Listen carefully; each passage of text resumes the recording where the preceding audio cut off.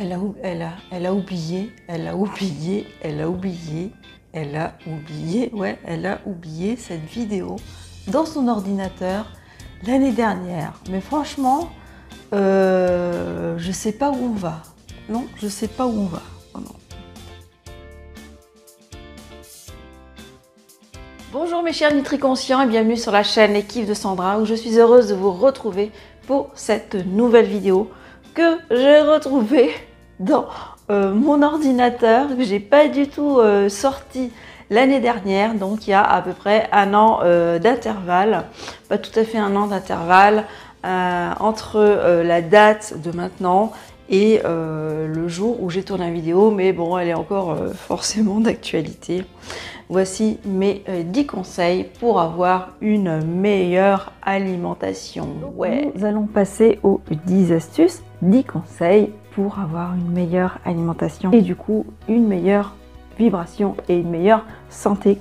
Car c'est quand même le but de cette chaîne, c'est que je vous partage mes conseils, mes astuces et mon expérience sur le sujet que j'ai envie de vous partager chaque jour, toutes les semaines, si je pouvais chaque jour,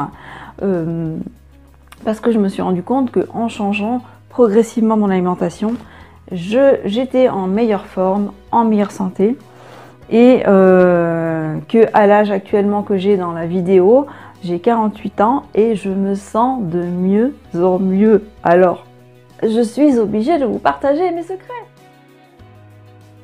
Ces conseils, vous allez pouvoir les mettre en place progressivement dans votre vie. Si vous avez envie de changer une habitude une fois par mois, vous changez une habitude une fois par mois. Si vous avez envie de changer une habitude tous les 2 mois ou tous les 3 mois, vous changez tout simplement à votre rythme. Ou si vous voulez en changer 3 d'un coup, vous en changez 3 d'un coup.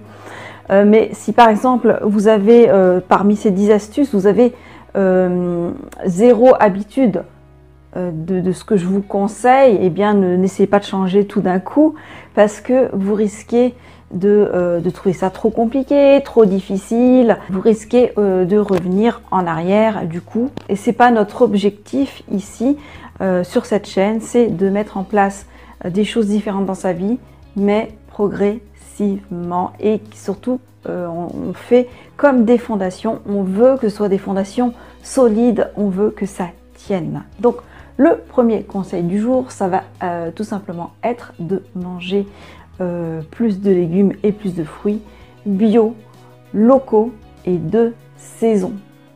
Ça n'a pas l'air forcément si compliqué que ça, mais il y a des personnes qui ne mangent pas, qui achètent leurs légumes au supermarché, des légumes bourrés de pesticides qui ne sont pas forcément de saison et qui ne sont pas forcément locaux. Maintenant, on a dans toutes les villes, moi je suis dans une petite ville de 6000 ou 7000 habitants, il y a 2 magasins bio et il y a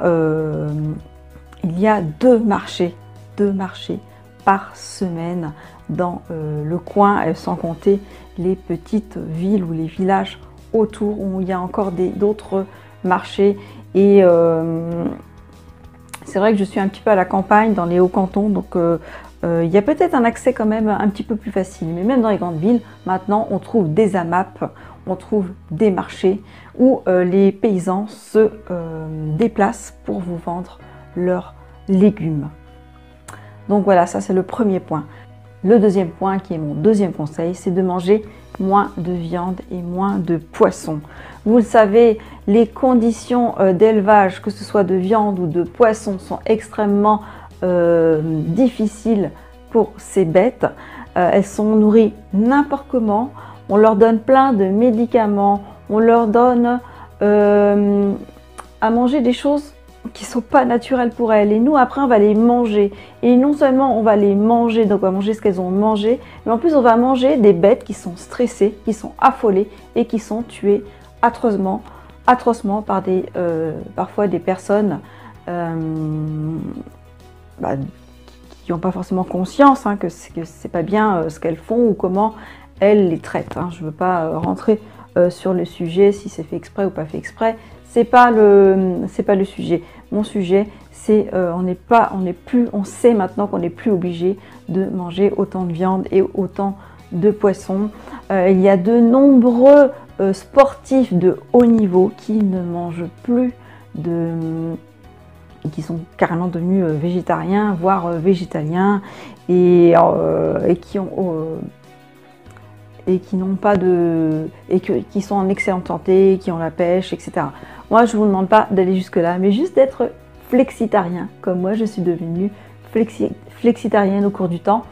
Alors, évidemment, au début, j'ai diminué. Au début, on a diminué mais il y a quelques années, parce qu'on pouvait manger jusqu'à 2 fois par jour de la viande.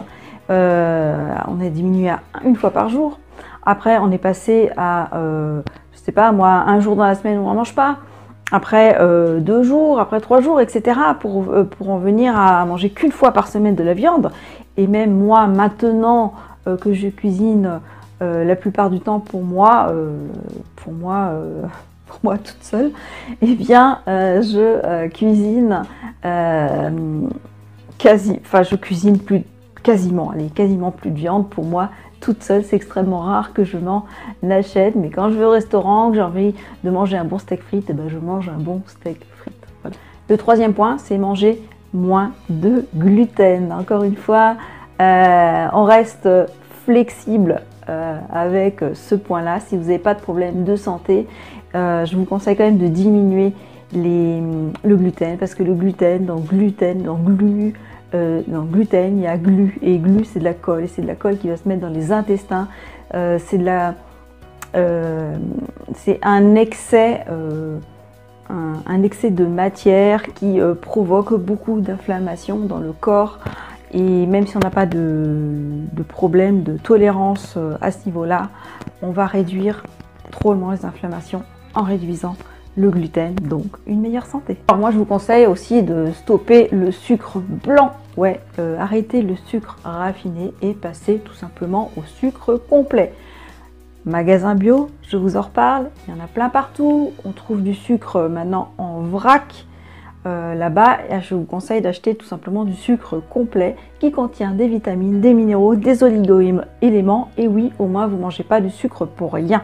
C'est quasiment le même index glycémique, il est un petit peu plus bas quand même, mais au moins, il a plus de goût, il sera moins addictif quand même, il sera un petit peu moins addictif, mais surtout, il va contenir au moins des bonnes choses, quoi, voilà. Mais ça n'empêche pas de diminuer quand même, de diminuer le sucre, ça c'est important. 5e point, invitez le jeûne intermittent dans votre vie. Alors le jeûne intermittent, c'est tout simplement pas de sauter un repas, parce que j'aime pas trop dire sauter un repas, surtout que sauter un repas, ça très mauvaise presse, alors que pas du tout, ça fait encore partie des idées reçues, c'est pas du tout mauvais et tout votre système digestif va dire merci. Alors pareil, vous m'auriez dit ça il y a 10 ans, je vous aurais dit mais je suis incapable, j'ai besoin de manger 3 fois par jour, talali, talala.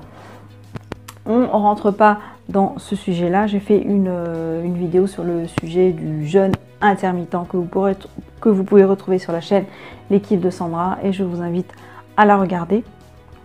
Les gens mangent trop. Les gens mangent beaucoup trop. Et encore si on mangeait que matin, midi et soir, mais souvent les gens ils mangent matin, un petit peu à 10 h, à midi, à 14 h on va boire le café avec le petit chocolat. À 4 h, on va prendre le goûter. Juste un petit peu avant de manger, on va commencer un petit peu le fromage.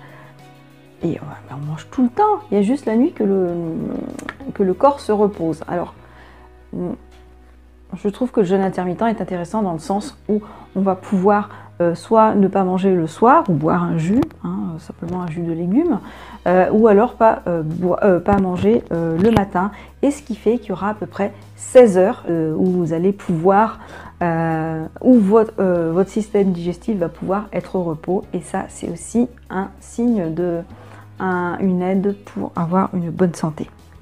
6e conseil, évitez ou arrêtez tous les produits industriels comme les plats préparés qui sont bourrés d'addictifs et qui sont très très mauvais pour la santé. Réapprenez juste à cuisiner, même si ça doit être simple, même si ça doit être très très simple. je vous invite vraiment à éviter les plats industriels.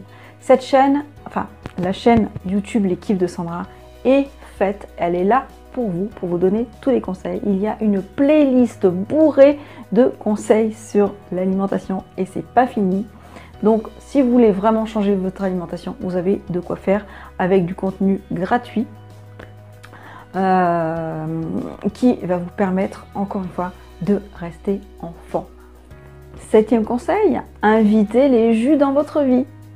Les jus, 80% de légumes, 20% de fruits. Invitez-les au moins 2-3 fois par semaine. Ça va vous apporter beaucoup de vitamines, beaucoup d'enzymes, beaucoup de minéraux, beaucoup d'oligo-éléments. C'est comme si vous preniez des compléments alimentaires, sauf que c'est totalement naturel d'augmenter son taux vitaminique comme ceci 2-3 fois par semaine. C'est facile à mettre en place, vous en faites pour toute la famille. Prenez cette habitude-là, si vous arrivez à l'incorporer, commencez 1 fois par semaine, 2 fois par semaine, etc. 8e conseil, échangez vos produits laitiers de vache contre des produits laitiers végétaux ou des produits laitiers de plus petits animaux comme la brebis ou la chèvre dont l'hormone de croissance n'est pas aussi élevée et du coup ça fait quand même beaucoup moins grossir, qui permettent aussi une meilleure digestion évidemment. On trouve maintenant des laits végétaux partout. On trouve des petits desserts, on arrive à faire des yaourts avec aussi des laits végétaux ou alors vous pouvez les acheter. Enfin, il y a vraiment de quoi en tous les cas maintenant éviter ce genre de produit et de le garder vraiment en exception. 9e conseil, manger plus de gras. Et oui, on vous dit toujours manger moins de gras, moins de sucre, moins de sel. Diminuer le gras, oui, mais le mauvais gras, tout ce qui est gras, tout le gras des viennoiseries, c'est pas bon. Le gras des produits laitiers de vache, à terme, si on en prend trop, c'est pas bon. Mais le bon gras qu'on trouve dans les avocats, dans les huiles de première pression à froid, dans vous voyez, les huiles d'olive, huile de colza, huile de lin, l'huile de noix, toutes ces huiles-là sont très très bonnes pour la santé. Dans les noix, les oléagineux sont très très bons pour la santé aussi. Tout est question d'équilibre, mais il est important d'en manger chaque jour déjà, rien que pour votre cerveau. Il y a plein d'études que vous allez trouver sur le net sur le sujet, diminution des maladies d'Alzheimer, même du cholestérol, et oui, du cholestérol parce qu'on va manger du bon gras. Nous voici rendus sur le 10e point, le 10e conseil et le dernier conseil qui est de boire plus d'eau. Ouais, souvent on attend d'avoir soif pour boire et c'est déjà trop tard, entre guillemets. C'est-à-dire que quand on a soif, c'est qu'on est déshydraté. Et donc on n'a pas bu assez. Donc boire régulièrement de l'eau, de la bonne eau. Alors je sais que c'est pas facile de boire de la bonne eau parce que on a quand même un sacré problème dans nos pays industrialisés. On a l'eau à accès gratuit, l'eau potable évidemment du robinet, mais cette eau elle est encore une fois transformée, c'est-à-dire que souvent on sent, ça sent l'eau de javel, c'est pas quand même pas top, hein.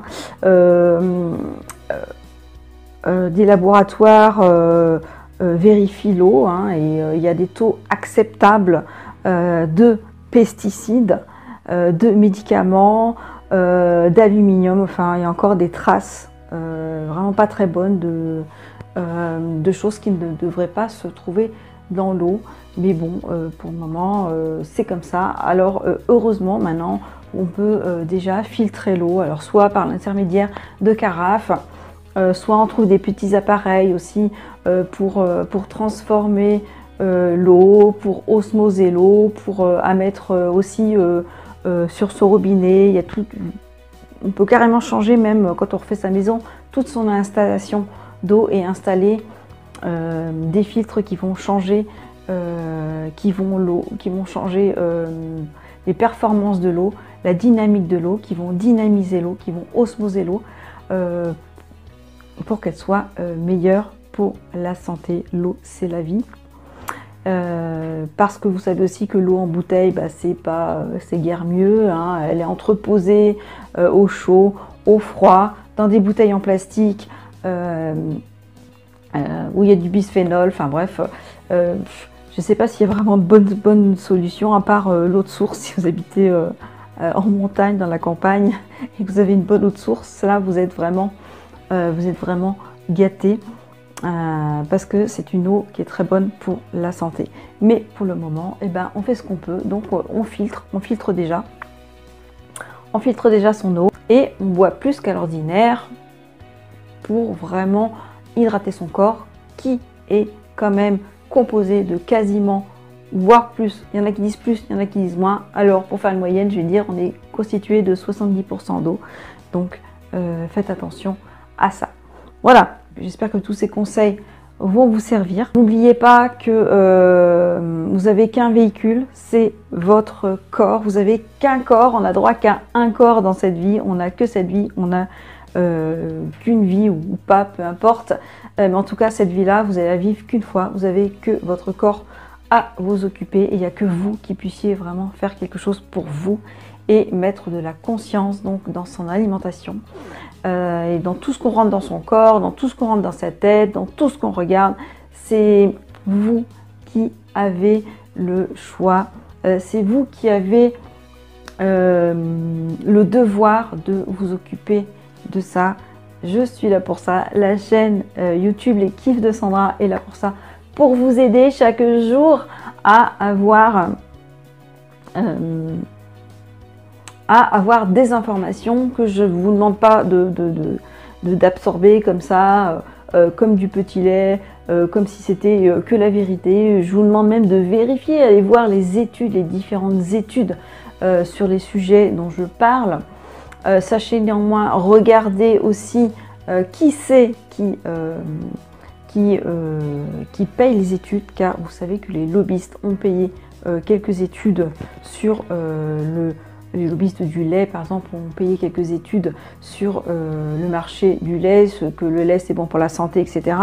Donc vérifiez aussi vos sources, les sources d'informations sur les différents sujets.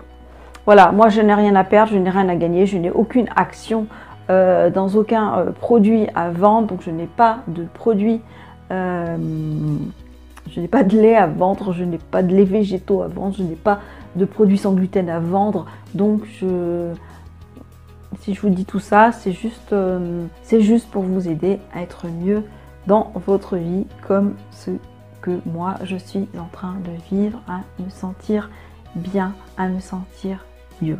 Voilà.